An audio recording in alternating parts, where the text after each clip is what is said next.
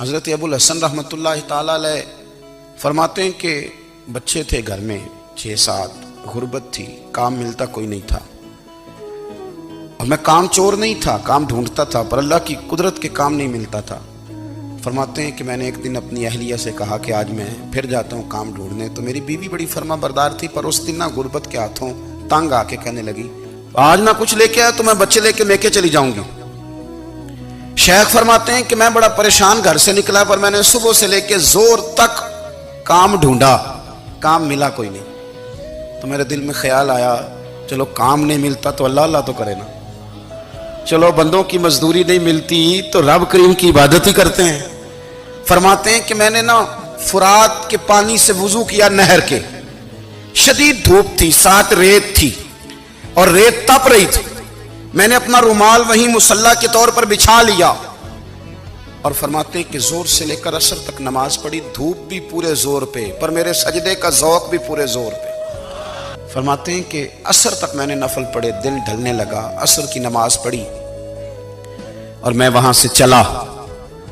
अब मैं जब निकलने लगा तो दिल में ख्याल आया कि छोटी छोटी दीवारें हैं घर की, बगैर कुछ लिए जाऊंगा तो बीवी दूर से देखेगी तो शोर करेगी कि फिर खाली हाथ आ गया है। कहते मैंने अपने उसी रुमाल में जिस पे मैंने नमाज पढ़ी थी ना, रुमाल में, कहते हैं उसी में ना मैंने कुछ रेत भर ली कि वो दूर से देखेगी तो समझेगी कुछ लेके आया है, चलो जाके उसे बता दूंगा कि आज फिर मजदूरी नहीं मिली। कहते हैं वो रेत लेकर जब मैं घर में गया तो पहले बीवी दरवाजे पे खड़ी होती थी, पूछती थी खाली हाथ आ गए हो, आज मैंने देखा तो है ही कोई नहीं। फरमाते हैं मैं अंदर दाखिल हुआ, सलाम लिए, कोने में मैंने वो रुमाल रख दिया और मैंने आवाज दी कि भली मानस कहाँ हो? तो वो कहने लगी आप मुंह हाथ धो ले, मैं रोटी लेके आई। मैंने कहा रोटी कहाँ से आ गई, यहाँ तो कई दिनों के फाके। फरमाते हैं कि वो रोटी लेके आई और उस वक्त की जो मौजूदा नेमतें थी, समझ ले सलाद, अचार, हर चीज साथ लाई। मैंने कहा कि बच्चे कहाँ गए? कहने लगी वो खाना खा के खेलने गए, आप खाना खा लें आ जाते। खाना उसने चुन दिया।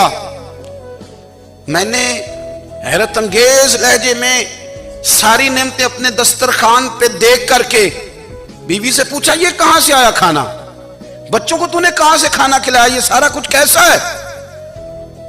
कहने लगी पता नहीं आज आप किस करीम की मजदूरी करने चले गए थे, पता नहीं किस करीम की, मेरे घर में तो इतनी नेमतें आई हैं कि मुझसे संभाली नहीं जा रही, इतना अनाज है, इतना गंदुम है, किस करीम के दरवाजे आज चले गए थे? ये कहते कहते वो उठी और उठ करके कहने लगी पहले बड़ा कुछ आया था, अब क्या ले आए हो?